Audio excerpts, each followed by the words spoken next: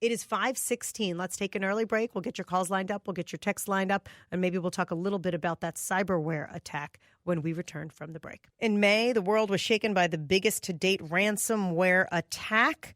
We are learning of another one today that's affecting the Ukraine, much of Europe, even Merck Pharmaceuticals in New Jersey. My dad used to work there. Could it happen to you? What the heck's going on? And how do you protect yourself? Internet Law Center founder and cybersecurity expert Bennet Kelley is joining us on this quick turnaround. Bennet, I really appreciate your time on the show. Oh, thanks for having me. It's a pleasure to be here. So is this ransomware attack just businesses and business-based, or could it affect private citizens? It could affect anyone. We're trying to determine where the exploit and where it's coming from, whether it's being transmitted by email or whether it's coming from, a lot of times they attack remote desktop software as a way to penetrate computer systems. And so I haven't seen any reports on where the exploit is penetrating. Okay. But there's a misnomer that consumers and small businesses think they're immune from cyber attacks, and they're not. If this happens to us, what do we do? Well, first, you should talk about what you should do to make sure it doesn't happen. Okay, prevention first. The most important thing is to be very smart about what you're opening today. If, for example, your email, don't click on links from people you don't know. Look at the type of emails you're getting and look at who it's from. Look at the domain name. Because a lot of times what they do is a thing called phishing, where I send you an email saying, like, for example, I'm from your radio station. But actually, if you look at the domain name, it's a little bit off. It's not the official domain name. And so sometimes there's often clues when people try to lure you into clicking on something that then leads to this catastrophe. Okay. So basically, being smart on the Internet, making sure that you have an adequate cybersecurity system. Sometimes some services will warn you, this looks like a dangerous email.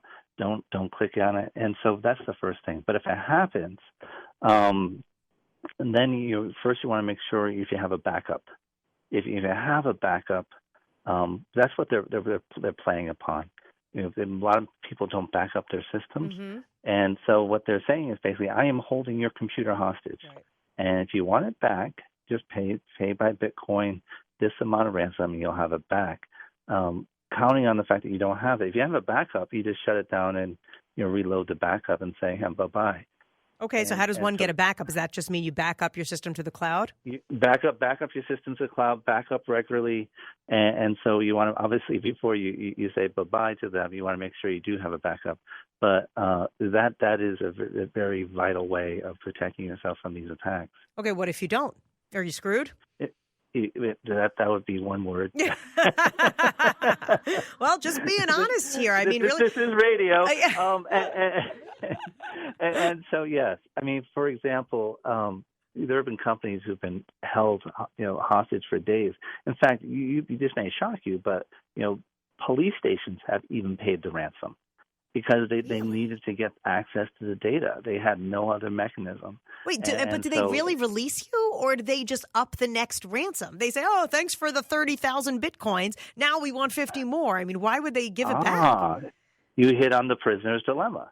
If I pay, what's behind the curtain? And so sometimes you don't. In a number of cases, you don't get back the data, and they don't release it. Yeah. And so it's all a gamble. Anytime you're dealing, obviously, these aren't the people who care about their rating with the Better Business Bureau. Right. And so, I'm looking for a statistic. There's a number of cases where they don't get released. And 1 in 5 businesses that paid the ransom never got their files back. Okay, so then what is a person or a small business or a large business to do? Let's say you don't have the money. Okay, let's just say you're a private citizen. You don't have the money. You throw your computer in the garbage and get a new one? In some cases, yes. Oh, you might be able to, go to Geek Squad or someplace and see what they can retrieve. But yeah, basically, you're put. Depends on how much, A lot of times they focus on certain critical files and operations systems, and so you may just have to replace a portion of it. But yeah, you're basically losing the value of your computer, and more importantly, in this digital age, your data. So I assume a company like Merck or some of these banks that are hit, I'm assuming they all have backups of their data. They should. I mean, it would be astonishing. It would be gross negligence of them not to. But yeah. So then they're just names. So they can either replace computers. They don't have to pay the ransom necessarily. They can just They don't have to. No, they can just. Right. They can just turn it off, saying, thank you for playing, but sorry, and turn it back on. Do we know who is sending out this ransomware? We do not know just yet, although they are trying to identify the sender by the Bitcoin address being used. But this is such a fast-breaking thing; they haven't really identified the source. But we do know this, and in terms of for your listeners in Minneapolis and elsewhere, it hasn't necessarily hit the U.S. in the same way it's hitting elsewhere. It started in Ukraine and it's hitting a bunch of places in Europe. And Merck, I don't know if Merck got hit in the U.S. or because they're a global operation. I think in New Jersey they did get hit. Okay. Same for the law firm DLA Piper, one of the biggest in the country. I don't know if they got hit here or one of their overseas offices. And so they're trying to figure that out.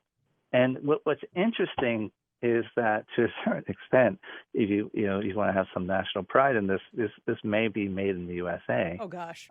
Because some of these files are come from the NSA was hacked, and some of its own exploit tools that it uses to access systems got put on the web and have been used, and they were used in the WannaCry ransomware that was circulated, and they potentially, I haven't seen what the report is on the makeup of these, but this could also be some exploits that were made with your tax dollars. Wow. How hard is it then to track where the Bitcoin is going, to track down the owners of the accounts? It's not easy, but it does get done. Bitcoin is often it has been the main currency of the internet black market, and they have been able to track down. There was a famous website, Silk Road, which was at one point one of the leading traffickers of drugs online, and they were able to ultimately find the people who are responsible for Silk Road and bring them to justice. So but obviously there's a key component of Bitcoin is anonymity, and I think that's why it's being used. What are the lessons that we learned in the May 12th attack? Is this similar, and why did it happen so quickly again? I think it is similar. Well, I think what happened is one thing that's different about cyber weapons, unlike other weapons, is the thing about any bomb, even the atomic bomb for that matter. You drop it, and you don't get to use it again. The amazing thing about cyber weapons is they stay. And so people who have a chance to solve what this exploit was, they've now had a chance to play with it and try to vary it and maybe make it stronger. And so you kind of have a mini cyber arms race where anyone can just take it and run with it. And so who knows whether it was governmental or just some people playing with it. But that's the danger. Once that's out there, anyone can kind of take it and try to push it for whatever they want. I'm speaking with Bennet Kelley. He is a cybersecurity expert and Internet Law Center founder. Bennet, but just so we can leave this conversation with some information, it is on us to not download. Like, it has to be downloaded into your computer, right? So it's always the user that invites it in. It's that, or it's through a vulnerability in something you already have. So, for example, if you use Go to My PC or similar type of desktop, remote desktop applications, they sometimes try to access through that. If you see a notice that someone is trying to access your desktop, make sure it's blocked and change your passwords on those programs to make sure no one's getting access to that. It's just being smart and you having adequate. You just get a basic, Norton, Symantec, one of the major desktop security systems to make sure that alerts you when these type of threats are coming. Are all computers at risk? PC, Apple, everything? This seems to be I can't say for sure, but this seems to be based on a Windows exploit. Okay. So Mac users, you can listen to your iTunes in peace. Bennet, to you again. Thanks for the quick turnaround. Bennet Kelley is the Internet Law Center founder and cybersecurity expert. We will call you again, sir. Thank you very much. It was a pleasure. You got it. I really hope we don't have to call him again. I hope this stops. I hope we're done with things like this, but I know that is not the reality of the situation. There are always going to be bad guys out there trying to get rich quick, trying to hurt, whether it is our infrastructure, our government, you and me, our bank accounts, Merck Pharmaceuticals, the ATMs all across Europe, whatever it is. There are always going to be bad guys out there, and we hopefully have to be one step ahead and a little bit smarter than those bad guys. It's 5:30.